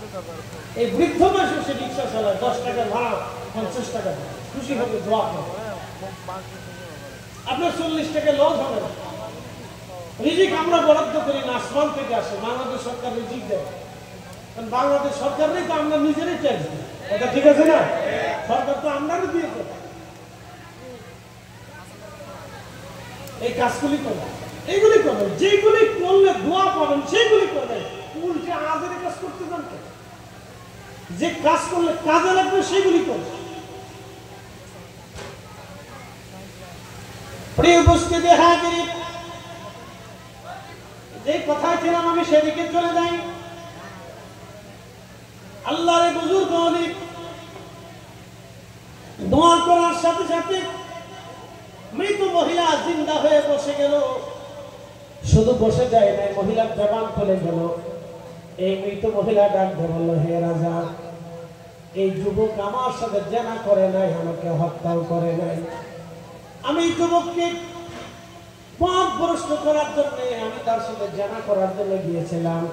হে রাজা, এই যুবকের কোন দোষটা এসে নির্দোষ, তার বাস্তব প্রমাণ তার 10টা আঙ্গুল। আপনি দেখেন, আমার থেকে বাঁচার জন্য, জেনার থেকে বাঁচার জন্য এই যুবক 10টা আঙ্গুল আগুন দিয়ে পুড়িয়ে ফেলেছে। হে বাদশা, এই পুরুষটা একেবারে নির্দোষ, তিনি কোনো দোষ করে না, সব দোষ আমার। এই কথা বলে মহিলা আবার মারা গেল। তখন রাজা বুঝতে পারলেন এই যুবক আর সাধারণ কোন যুবক না, সে আল্লাহওয়ালা। রাজা হাত ধরে বললেন, হে আল্লাহ বুজুর্গ বান্দা, আমার ভুল হয়ে গেছে, আপনি আমারে মাফ করে দেন। আমি বুঝতে পারি না আমি অন্যায় করে ফেলছি, প্রিয় ভাই আমার মনোযোগ দিবেন। তখন এই বুজুর্গ বললেন, না, আল্লাহ আমাকে হেফাজত করেছেন, আমাকে কোনো ওলি দরবেশের কলঙ্ক আল্লাহ আমাকে বানান নাই। প্রিয় ভাই আমার, এই জন্য খুব সাবধান। আল্লাহ আমাদের ঈমান আর ইকিনকে মজবুত করে দেন। পূর্ব জামানার ওলিদের মর্যাদা এরকম ছিল বলে হুজুর কোন কিতাবে পেয়েছেন? আল্লামা ইমাম আবুল ফারাদ ইবনুল জাওজি 900 বছর আগে কিতাব নুরুল হাকায়াতের মধ্যে ঘটনা লিখেছেন। একবার জোরে বলা যায় কি মারহাবা। আল্লাহর বাংলাদেশ, শহীদ গাজীর বাংলাদেশ, রহম করো আল্লাহ, রহম করো আল্লাহ। আল্লাহর বাংলাদেশ, শহীদ গাজীর বাংলাদেশ, রহম করো আল্লাহ, রহম করো আল্লাহ। সালাতুল ইয়া রাসূলুল্লাহ আলাইকুম, সালামুন ইয়া হাবিবাল্লাহ। প্রিয় উপস্থিতি, বলছিলাম মানুষের দুনিয়াতে আল্লাহ পাঠাইলেন পরীক্ষা করার জন্য। আল্লাহ পাঠাইলেন পূর্ব জামানার যুবক পরীক্ষা পাশ করলেন। আমাদের জীবনেও পরীক্ষা চলে। বলে ফরিদে হুজুর কি পরীক্ষা চলে? আপনি অন্ধ, আল্লাহর পক্ষ থেকে পরীক্ষা। আপনি ল্যাংড়া, আল্লাহর পক্ষ থেকে পরীক্ষা। আপনি দরিদ্র, আল্লাহর পক্ষ থেকে পরীক্ষা। আপনি ধনী, আল্লাহর পক্ষ থেকে পরীক্ষা। আপনি আলেম, আল্লাহর পক্ষ থেকে পরীক্ষা। আপনি নারী, মহিলা, আপনাকে আল্লাহ কন্যা হিসেবে দুনিয়াতে পাঠিয়েছে, আপনি আল্লাহর পক্ষ থেকে পরীক্ষা। আপনি পুরুষ, যুবক হয়েছেন, আল্লাহর পক্ষ থেকে পরীক্ষা। আল্লাহ সব জিন্দেগির 24 ঘন্টার সময়টা আল্লাহর পক্ষ থেকে পরীক্ষা। মসজিদে আযান হয়, হাইয়া আলাস সালাহ, নামাজের দিকে আসে, এটা আল্লাহর পক্ষ থেকে পরীক্ষা। সালাতের সময় সালাত, নামাজের সময় নামাজ, হজের সময় হজ, যাকাতের সময় যাকাত। আল্লাহ যেগুলি আইন দিয়েছেন এইগুলি মেনে মেনে চলা আল্লাহর পক্ষ থেকে পরীক্ষা। সাহাবীরা পরীক্ষা দিয়েছেন, হযরত বেলাল পরীক্ষা দিয়েছেন, হযরত খাব্বাব রাদিয়াল্লাহু আনহু পরীক্ষা দিয়েছেন, হযরত সালমান ফারসি রাদিয়াল্লাহু আনহু পরীক্ষা দিয়েছেন, হযরত বিশর হাফি পরীক্ষা দিয়েছেন, হাসান বসরি পরীক্ষা দিয়েছেন, আবু বকর সিদ্দিক পরীক্ষা দিয়েছেন, ওমর পরীক্ষা দিয়েছেন, হযরতে ওয়াসিল করনি পরীক্ষা দিয়েছেন, হযরতে আলী পরীক্ষা দিয়েছেন, হযরত উসমান জিন নুরাইন রিদওয়ানুল্লাহি তাআলা আলাইহিম আজমাইন সাহাবায়ে কেরাম পরীক্ষা দিয়েছেন। পরীক্ষা ছাড়া কেউ আল্লাহ দরবারে পাস করতে পারে নাই। সবাই পরীক্ষা দিয়ে পাস করেছেন, পরীক্ষা দিয়ে ওলি হয়েছেন। হযরত বেলালের পিঠের চামড়া চলে গেছে, চামড়া দিয়েছে, গোশত দিয়েছে, কিন্তু ঈমান দেয় নাই। হযরত খাব্বাব রাদিয়াল্লাহু আনহু পিঠের গোশত দিয়েছে, ঈমান দেয় নাই। মনোযোগ দেন, হযরত খাব্বাব রাদিয়াল্লাহু আনহু জীবনী শোনায় দিয়ে যায়। হযরত ওমরের সামনে একদিন গায়ের চাদর সরাইলেন, পিঠের ভিতরে বড় বড় গর্ত, সাদা সোনা ফেটফেটে হয়ে গেছে, জায়গায় জায়গায় গোশত নাই, পিঠের জায়গায় জায়গায় গোশত নাই। হযরত ওমর ডাকলেন, হে খাব্বাব, তোমার কি কোনোদিন বসন্ত হয়েছিল? তোমার পিঠের মধ্যে কোনো গোশত নাই, জায়গায় জায়গায় গর্ত হয়ে গেছে, কারণ কি? হযরত খাব্বাব ডাকতে বলেন, ইয়া আমিরুল মুমিনিন, আপনি শোনেন, কালেমার জন্য আমার কেমন ত্যাগ ছিল আপনি জেনে নেন। এটা বসন্তের ডাক না, আমিরুল মুমিনিন, এটা হচ্ছে কালেমার বদলা, কালেমার বিনিময়, ঈমানের বিনিময়। একসাথে যারা বলা যাবে কি মারহাবা, ঈমানের বিনিময়। বলে ঈমানের বিনিময় কি? বলে হুজুর, আমি কালেমা পড়লাম, কালেমা পড়ে আমি যখন বাড়ি গেলাম, আমি ছিলাম কামার, অস্ত্রপাতি বানাইতাম, লোহা দিয়ে যন্ত্রপাতি বানাইতাম। আমিরুল মুমিনিন, এই লোহা গরম করার জন্য আমি কয়লাগুলি তাপ দিতাম, উত্তাপ দিতাম। এই কয়লাগুলি আগুন বানাইয়া আমি লোহাগুলি গরম করতাম। আমিরুল মুমিনিন, আমি খাব্বাব কালেমা পড়ে বাড়ি চলে গেছি, আমি আমার কাজে ব্যস্ত। ঠিক এমন সময় কাফেররা একদল এসে আমার হাত পা বেঁধে ফেলল, ডাক দিল, খাব্বাব কালেমা ছাড়বি? আমি বললাম, না, জীবন চলে যাবে, কালেমা যাবে না। ওরা বললো, তাহলে জীবনটাই দিয়ে দে। আমিরুল মুমিনিন, ওই উত্তপ্ত কয়লাগুলি তারা মাটির মধ্যে বিছাইয়া, উত্তপ্ত কয়লাগুলি মাটির মধ্যে বিছাইয়া, ওরা আমার ওই কয়লার উপরে চিৎ করে শোয়া, জোর করে আমার হাত পা গুলি, শরীর দিয়ে, হাত পা দিয়ে এবং পাথর দিয়ে তারা কয়লার উপরে, আগুনের কয়লার উপরে চেপে ধরে রাখতো। আগুনে পুড়ে পুড়ে আমার চামড়া পুড়ে পুড়ে, একেবারে চর্বি পুড়ে পুড়ে আগুন নিভে যাইত। আবার ওরা আমাকে আগুন থেকে বের করে কয়লা আগুন করে, আবার কয়লাগুলি, আগুনগুলি মাটির উপরে বিছাইয়া আমাকে আবার চিপ করে শোয়া, পাথর দিয়ে ওরা চেপে ধরে রাখত। হুজুর, পিঠের গোশতগুলি পুড়ে পুড়ে, আমার চর্বিগুলি পুড়ে পুড়ে, রক্ত পুড়ে পুড়ে কয়লার আগুনগুলি নিভে যাইতে আমিরুল মুমিনিন, আমি চিৎকার মেরে মেরে কাঁদতাম, ওরা আমাকে ছাড়তো না। আমরা এখন জাহিলিয়াতের জমানা আসছি, পাথর মেরে মেরে মানুষের সামনে মানুষ খুন করে, কুপিয়ে কুপিয়ে ঢাকার শহরে মানুষ হত্যা করে, আর কেউ দেখে না, ধরো না, ফিরাও না, সরাও না। কি এক আদর দেশে বাস করতেছে, জাহিলিয়াত পার হয়ে যেতেছে। আজকে ভিডিওতে দেখলাম কোন এলাকায় যেন একটা ছেলেকে চোর সাব্যস্ত করা হলো, চোর হতে পারে ছেলেটা চোর, চোর হলে তোমরা পুলিশে দিয়ে দাও, না হয় অন্যভাবে শাস্তি দাও। কুকুর লেলিয়ে দিয়েছে, কুত্তা এই মানুষটাকে কামড়াচ্ছে, আপনি ভাবেন তো চোর হতে পারে? আমার দেশে চোর হয় কেন? চোর দুই ধরনের, একটা হলো খাসলাতে চোর, আর একটা হচ্ছে অভাবের চোর। একটা স্বভাবের চোর আর একটা অভাবের চোর। আমাদের বাংলাদেশের যত চোর আছে অধিকাংশ হলো অভাবের চোর, মনে কিছু নিয়ে নেই। আর ঢাকা শহরে হিরেন্সি কারা হয়? যারা পথ শিশু, বাপ নাই, মা নাই, মা ছেড়ে দিয়ে চলে গেছে, বাবা সন্তান জন্ম দিয়ে চলে গেছে, আর কোনোদিন খোঁজ নেই। এরকম অধিক শিশু তারা নেশাগ্রস্ত হয়ে যাচ্ছে, অভাবের কারণে তারা নেশাগ্রস্ত হচ্ছে। রাষ্ট্রের কি দায়িত্ব ছিল? রাষ্ট্রের কি আঙ্গুল চুষার দায়িত্ব? রাষ্ট্রের দায়িত্ব ছিল এদেরকে এই প্রতিকার করা, তাদের জন্য কর্মসংস্থানের ব্যবস্থা করা, এটা ছিল রাষ্ট্রের দায়িত্ব। কথা বল না, ঠিক কি না? রাষ্ট্র পারে না, কি হয়েছে? এরা অভাবের চোর হয়ে গেছে, স্বভাবের চোর আর অভাবের চোর। বাংলাদেশের দুই দলের, এই স্বভাবের অভাবের চোর হয়ে গেলাম। এই চোরটাকে কুকুর দিয়ে নিয়ে দিয়ে তাকে কষ্ট দেওয়া হচ্ছে, এইগুলি হবে না ভাই আমার। এইগুলি যদি চলতে থাকে তাহলে আগামী দিন অন্ধকার হবে। বলে, হুজুর আপনি চোর মারার বিরুদ্ধে কেন? আমি চোর মারার বিরুদ্ধে না, কিন্তু আমি যদি সবাই মিলে পিটাই, তাহলে এইভাবে যদি চলতে থাকে তাহলে আগামীর ভবিষ্যৎ বাংলাদেশ অন্ধকারে নিমজ্জিত হবে। তাহলে সবাই মারতে চাবে, আইন থাকবে না, আদালত থাকবে না, প্রশাসন থাকবে না, এইভাবে সবাই নিজেই নিজেই আইন হয়ে যাবে, নিজেই নিজে আদালত হয়ে যাবে। কথা ঠিক আছে না? ভবিষ্যতে সমস্যা তো। রাস্তাঘাটে আপনার ছেলেটা স্কুলে যাবে, ফুট করে 10-12টা ছেলে এসে পিছিয়ে থাকবে, বলে কি করছে, চুরি করছে। তো 10 জনের কথা তো মানুষ মেনে নেবে, অথচ ছেলে চুরি করে নেয়। ছেলে ভদ্র ছেলে স্কুলে যাচ্ছে, শত্রুতা আমার সাথে 10 জন এসে পিটাচ্ছে তাকে। এইভাবে চললে তো আগামী দিনে আপনার ছেলে নিরাপদ না, আমার ছেলে নিরাপদ না, আমি নিরাপদ না, আপনি নিজেও নিরাপদ। এই জন্য এইভাবে চলতে দেওয়া যাবে না, এগুলো উৎসাহিত করা যাবে না। এই জন্য আইন, আদালত, পুলিশ, প্রশাসন এগুলি কেন থাকবে?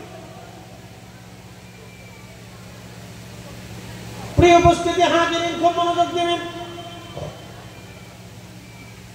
হযরত খাব্বাব রাদিয়াল্লাহু তাআলা আনহু পিঠের গোশতগুলি পচে গেল, খসে গেল। খাব্বাব রাদিয়াল্লাহু আনহু বললেন, পিঠের গোশত চলে গেল, আমি চিৎকার মেরে কাঁদতাম। তারপর ওরা আমাকে ছেড়ে দিত না। ইয়া আমিরুল মুমিনিন, এইভাবে আমার জিন্দেগি পার হলো, আমার পিঠের গোশত চলে গেল, চামড়া চলে গেল। ইয়া আমিরুল মুমিনিন, তারপর আমি কালেমা দিই নাই, কালেমা ধরে রেখেছি। কালেমার বদলতে পিঠের গোশত তারা নিয়ে চলে গেল, চামড়া নিয়ে চলে গেল, আমি কালেমা দিই নাই। এরা মুসলমান, এরা মুসলমান।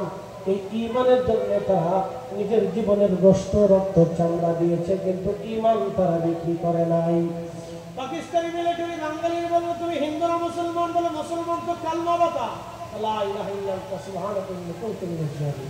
ये বাঙালি তো জঞ্জালি है, तो কালমা নেই, ये तो मुसीबत के दिया है, ये सार বিপদে পড়ে আমি কালমা দিয়ে বলেছি। তো বাঙালিগুলো বলতে লোক ওইরকম যদি 2-1 জনে বাটন চালান দিত, তো কালেমা থাকতো না ভাই, কালেমা থাকতো না। এই কালেমা নিতে হবে, সাহাবে কিরামের মতো ঈমানদার হতে হবে, সাহাবীদের ঈমানের মতো। কথা বলে ঠিক না বেঠে? এই ওলিরা কবে আসছিল? যখন এদেশে মরে মরে কোনায় কোনায় প্রতিমার ঘর ছিল, রাস্তায় বের হলে জায়গায় জায়গায় উলু উলু আওয়াজ আসতো। যখন এদেশের রন্দে রন্দে পাথর পূজা হচ্ছিল, তখন ওলিরা এসে মানুষদেরকে দিশা দিয়েছিল। এসবে খাজা বাবা আজমিরি, শাহজালাল ইয়ামানি, মুজাদ্দিদ আল হুসাইনি সেরহিন্দি, কুতুবউদ্দিন কাকি, নিজামউদ্দিন আউলিয়া, 12 আউলিয়া, 360 আউলিয়া, মিসকিন শাহ, বদর শাহ, আমানত শাহ, এদের চেহারা দেখে মানুষ কিন্তু কালেমা পড়ে নাই। মানুষ কালেমা পড়েছিল তাদের কর্ম দেখে, কামালিয়াত দেখে। কথা বলে ঠিক হবে? কর্ম কামালিয়াত, কর্ম কামালিয়াত। এই জন্য 4 কারণে মানুষ মানুষকে ভালোবাসে: জামালিয়াত, কামালিয়াত, কারাবাত, ইহসান। জামালিয়াত, কামালিয়াত, কারাবাত, ইহসান, 4 কারণে মানুষ মানুষকে মহব্বত করে। জামালিয়াত মানে সৌন্দর্য। দেখবেন বাচ্চা কাচ্চা দেখতে সুন্দর হলে সবাই ধরে একটা সময় দেয়। ফুল দেখতে সুন্দর, এর লেগে সবাই এদের সময় ফুল, এদের সময় দিচ্ছে দেখতে সুন্দর দেখা যায়, জন্য ফুল ধরে নাকের কাছে একটু সুন্দর মানে গ্রাম পাওয়া যায়। এটার নাম হচ্ছে জামালিয়াত। জামালিয়াতের কারণে হযরত ইউসুফ আলাইহিস সালাম বিপদগ্রস্ত হয়েছিল। বেশি সৌন্দর্যের কারণে বেডিরা পাগল হয়ে যায়। এই জন্য মনে রাখবেন, বেডিগার থেকে বেডারা বেশি সুন্দর। বেডিগার সে হুজুর আপনাকে মেকআপ করে শেষ করে দিয়ে দেন, আলতাসনও শেষ করলেন না। বেডিরা যদি এত বেশি সুন্দর হইতো, তাহলে ইউসুফ আলাইহিস সালাম জুলেখার লেগে পাগল হইত, জুলেখা ইউসুফের জন্য পাগল হইতো না। কথা বলেন, বেডিরা এত বেশি সুন্দর না। আল্লাহ পুরুষদেরকে বেশি সৌন্দর্য দিয়ে দুনিয়াতে পাঠিয়ে দিলেন। আদম আলাইহিস সালামকে সৌন্দর্য দিলেন, তার অর্ধেক সৌন্দর্য ইউসুফ আলাইহিস সালামকে দিলেন, আর तमाम দুনিয়ার সৌন্দর্য আল্লাহ আমার রাসূলকে দিয়েছিলেন। একসাথে বলবেন না মারহাবা? মনে রাখতে, এই যে পুরুষের ভিতরে আল্লাহ বেশি সৌন্দর্য দিচ্ছে, মেয়েদেরকে একবারে কম দিছে তা না, তাদের কম দিচ্ছে, তাদের কম দিচ্ছে, কিন্তু পুরুষের চাইতে বেশি না। পুরুষদেরকে আল্লাহ বেশি সৌন্দর্য দিচ্ছে। জামালিয়াত, কামালিয়াত, কারাবাত, ইহসান। বেরিদের কুল খায়সের চিন্তায় করে হযরত ইউসুফ আলাইহিস সালাম বিপদগ্রস্ত হয়েছিল। এই জন্য যুবকদেরকে বলবো খুব সাবধান, হিসাব কিতাব করে নেবে, খুব হিসাব কিতাবের জন্য বিপদ মুসিবত। 2 নাম্বার হচ্ছে কামালিয়াত। কামালিয়াত মানে একজন লোক যখন আল্লাহওয়ালা হয়, কামেল হয়ে যায়, বুজুর্গ হয়ে যায়, তখন দুনিয়ার মানুষ তাকে মহব্বত করে, পৃথিবীর মানুষ তাকে ভালোবাসে।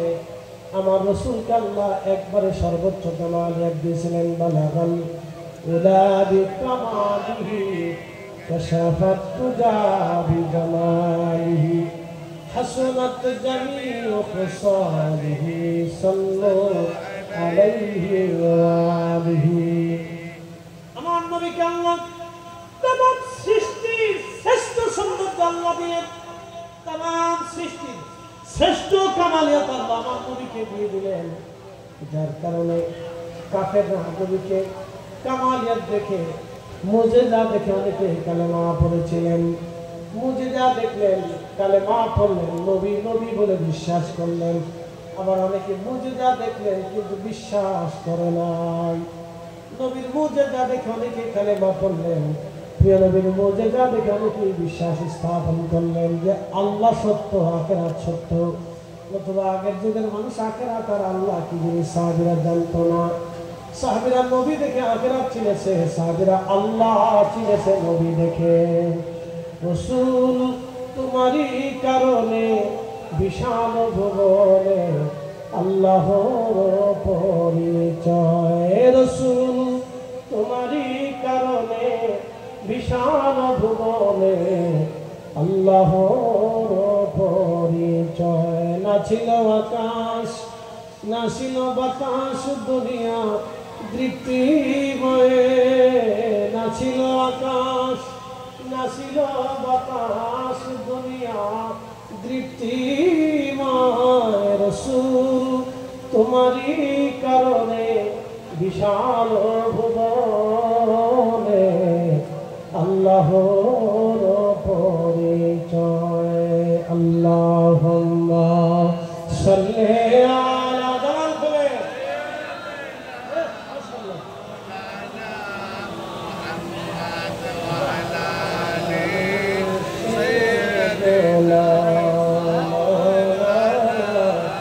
মুহাম্মদ। আল্লাহুম্মা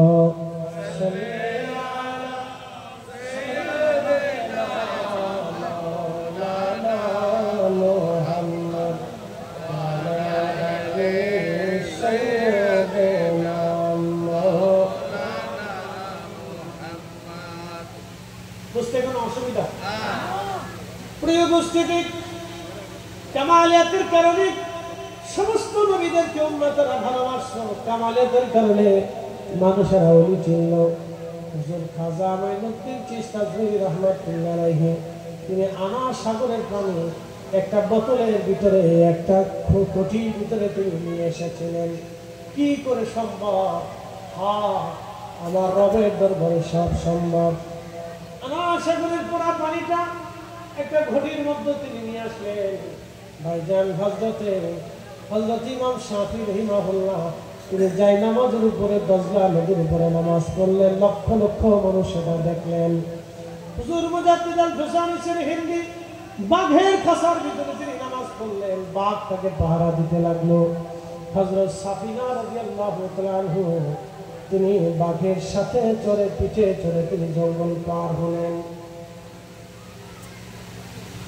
হযরত নবীর সাহাবী আফ্রিকা বিজয়ী সাহাবী, আফ্রিকা যখন জিহাদের জন্য গেলেন, বুঝতে পারতেছেন আফ্রিকার জঙ্গলি মানুষের সাথে যুদ্ধ হবে।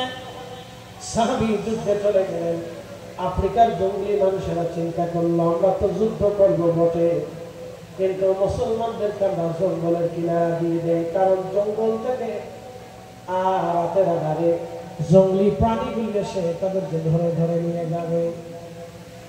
আফ্রিকার জঙ্গলি মানুষ দেখবেন মাঝে মধ্যে গাছের মাথায় তারা বাড়ি বানায়, দেখবেন গাছের উপরে, মাথার উপরে তারা বাড়ি বানায়।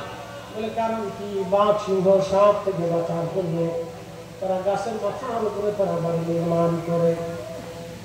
ওই আফ্রিকার মানুষগুলি জঙ্গল দিয়ে দিল সাহাবীদেরকে, ওরা জঙ্গলের মধ্যে থাকুক, কালকে সকালবেলা আমাদের যুদ্ধ করা লাগবে না, ওরা সারা রাত জঙ্গলের প্রাণীর সাথে যুদ্ধ করে টিকে থাকুক, জঙ্গলের প্রাণীরা তাদেরকে ধরে ধরে নিয়ে চলে যাবে, সকালবেলা আমাদের যুদ্ধ করার প্রয়োজন হবে না। হযরত সাহাবী আলী তিনি বুঝতে পারলেন, মুজাহিদ যিনি প্রধান ছিলেন তিনি বুঝতে পারলেন এই জঙ্গলে রাত্রিবেলা যদি আমরা ঘুমাই তাহলে জঙ্গলের প্রাণীরা আমাদেরকে ধরে নিয়ে যাবে। তিনি সন্ধ্যাবেলা তিনি সেনাবাহিনীদেরকে বললেন, তাড়াতাড়ি করে আমার জন্য একটা টাওয়ার নির্মাণ করে দাও, গাছ দিয়ে বাঁশ দিয়ে। বিরাট বড় টাওয়ারের উপরে দাঁড়িয়ে সেনাপতি ঘোষণা দিলে, হে আফ্রিকার জঙ্গলের অধিবাসীরা, আমরা নবীর সাহাবী আল্লাহর জমিনে, এই জমিনে কালেমার দাওয়াত দেওয়ার জন্য আমরা এসেছি, কালেমার বিধান নবীর বিধানগুলি জানানোর জন্য আমরা আসছি। হে জঙ্গলের অধিবাসীরা, আমি রাসূলের সাহাবী বলতেছি, তোমরা রাতের আধারে জঙ্গল ছেড়ে দিয়ে জঙ্গল পরিষ্কার করে দাও। তোমরা যদি জঙ্গল পরিষ্কার না করো, সকালবেলা আমার এই তলোয়ার দিয়ে তোমাদেরকে আগে ফয়সালা করব। একসাথে জোরে বলেন আল্লাহু আকবার। সেদিন সাহাবীর কথায় জঙ্গলের সমস্ত প্রাণীরা জঙ্গল ছেড়ে দিয়ে চলে গেল, সাপ সিংহ বাঘ ভাল্লুকগুলি সব জঙ্গল ছেড়ে দিয়ে চলে গেল। সকালবেলা আফ্রিকান বাহিনী বলল, হাই হাই আবার কারা? তাদের একজন সেনাপতির কথায় জঙ্গলের সমস্ত প্রাণীরা জঙ্গল ছেড়ে দিয়ে চলে গেল, এরা আবার কারা? একেবারে পণ্ডিতরা, এদের সাথে যুদ্ধ করা যাবে না। বন্ধু আমার, এইভাবে তামাম দুনিয়াতে মুসলমানরা কালেমার দাওয়াত ছড়িয়ে দিয়েছিলেন। শুধু কালেমার দাওয়াত তারা তলোয়ার দিয়ে ছড়ান নাই, তাদের আধ্যাত্মিকতা দিয়ে কালেমার দাওয়াত ছড়িয়েছিলেন।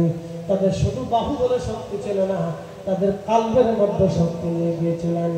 শাহজালাল আলী মুজাহিদি শুধু হাতের মধ্যে তলোয়ার ছিল না, তিনার কালবের মধ্যে আল্লাহ প্রদত্ত পাওয়ার নিয়ে এসেছিলেন। কথা বলেন ঠিক কিনা?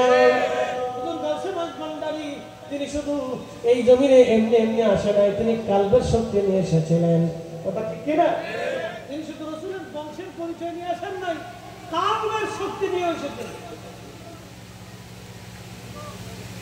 কালবের শক্তি নিয়ে এসেছিলেন। হযরত শাহজালাল আলী মুজাহিদি শুধু এমনি এমনি যাই না, মস্তির বিছান নাই, তলোয়ার তো আর পানির কথা শোনে না, পানি তো তলোয়ারের কথা শোনে না। সেদিন শাহজালাল আলী জায়নামাজ বিছাইলেন, এই জায়নামাজটা তিনি বিছাইলেন তিনার কালবের শক্তি দিয়া। হযরত বাবা শাহ আউলিয়া রাহমাতুল্লাহ আলাইহি তিনি পাথরের উপরে ভেসে ভেসে চলে আসলেন, পাথরকে নৌকা বানাইলেন। দুনিয়াতে কোনো পাথর নৌকা হতে পারে না। কথাটা ঠিক কি না? লোহা পাথরগুলি পানির মধ্যে ডুবে চলে যায়। বদর শাহ আউলিয়া পাথরের উপরে ভাসমান হয়ে পাথর ভাসায় ভাসায় দেশে এসেছিলেন তিনি। হায় হায় হায়, সেই দিন আমি শুনে একা আসেন নাই, কালবের শক্তি নিয়ে এসেছিলেন। এই কালবের শক্তি দিয়ে তিনি সেই দিন ওই পাথর নদীর মধ্যে ভাসায় দিয়েছিলেন। এই জন্য অলিরা এমনি আসে নাই, অলিদের চেহারা দেখে মানুষ কালেমা পড়ে নাই, অলিদের কালবের শক্তি দেখে মানুষ কালেমা পড়েছিল। এটার নাম হলো কামালিয়াত। এটার নাম কামালিয়াত। 3 নম্বর হচ্ছে কারাবাত। কারাবাত মানে নৈকট্য। আপনি যত বেশি সময় দিবেন, যত ঘনিষ্ঠ হবেন, যত বেশি আসা যাওয়া করবেন, তত মহব্বত হবে। পিতা মাতার সাথে সন্তানের বেশি মহব্বত কেন হয় জানেন? নৈকট্যের কারণে। কারণ মা সন্তানকে বেশি সময় দেয়, বাবা সন্তানদেরকে সময় দেয়।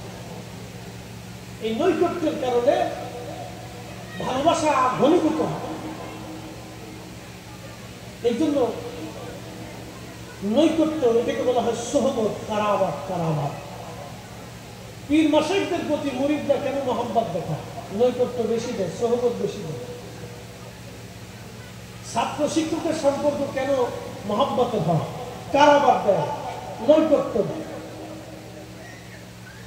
কারাবাত মানে নৈকট্য, যত বেশি হয় তত মহব্বত দেয়। 4র্থ নম্বর হচ্ছে ইহসান মানে দয়া। আপনি যত মানুষকে দয়া করবেন, আল্লাহ তত দুনিয়ার মানুষ আপনাকে তত বেশি ভালোবাসে। দয়া, দয়া, এটার নাম ইহসান।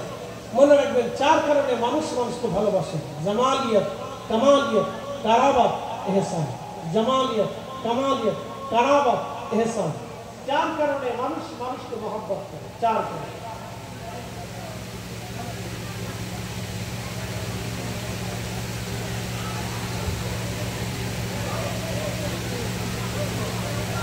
জামালিয়ত, কামালিয়ত, কারাবাত, ইহসান। 4 কারণে মানুষ মানুষকে ভালোবাসে। এই 4টা কারণ আমি আপনাদের সামনে ব্যাখ্যা করলাম।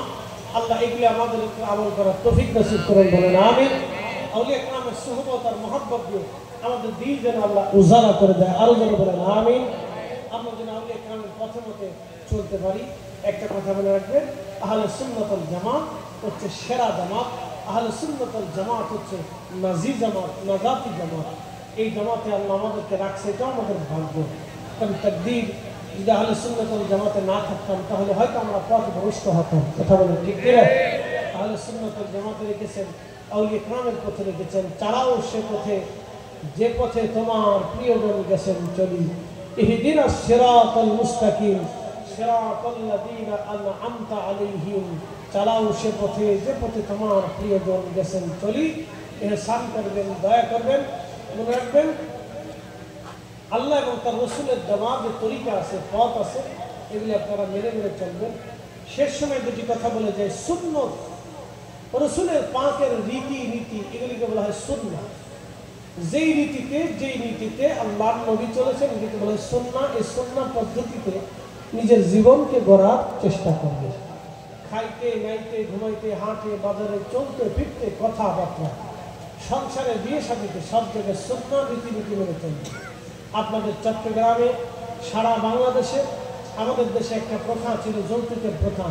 মনে রাখবেন, এগুলি হারাম প্রথা। আমাদের দেশের যৌতুকের প্রথা, এগুলি হারাম প্রথা। আপনাদের চট্টগ্রাম সহ বাংলাদেশের বিভিন্ন অঞ্চলগুলিতে আছে।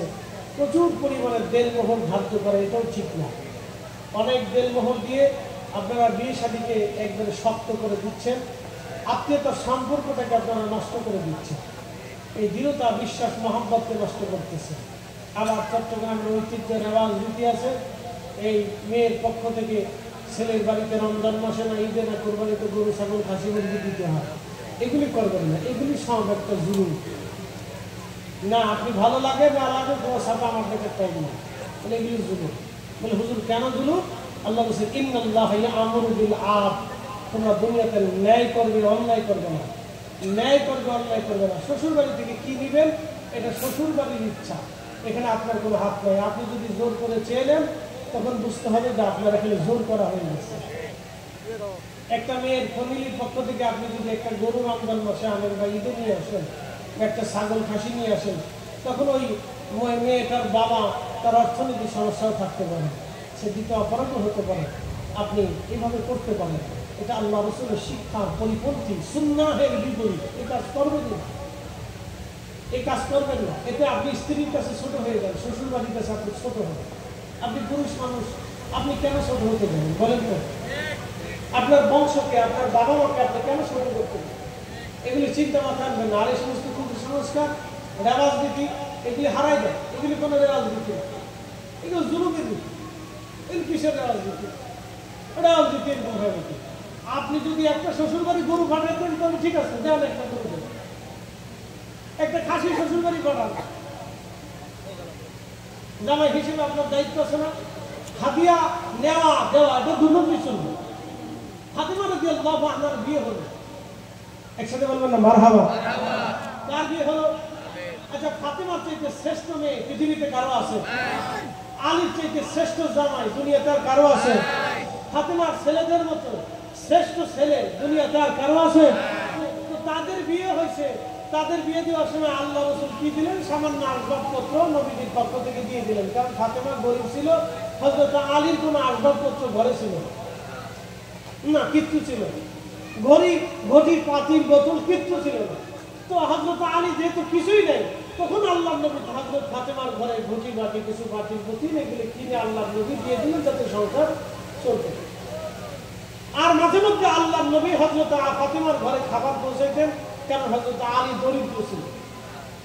তিনি বিভিন্ন যুদ্ধে যাইতেন, কাজকর্ম ছিল না, কাজবাজ থাকতো না, ফাতিমা কষ্টে থাকতেন। আল্লাহ রাসূলের পক্ষ থেকে তিনি খাবার ফাতেমার বাড়ি পৌঁছাতেন।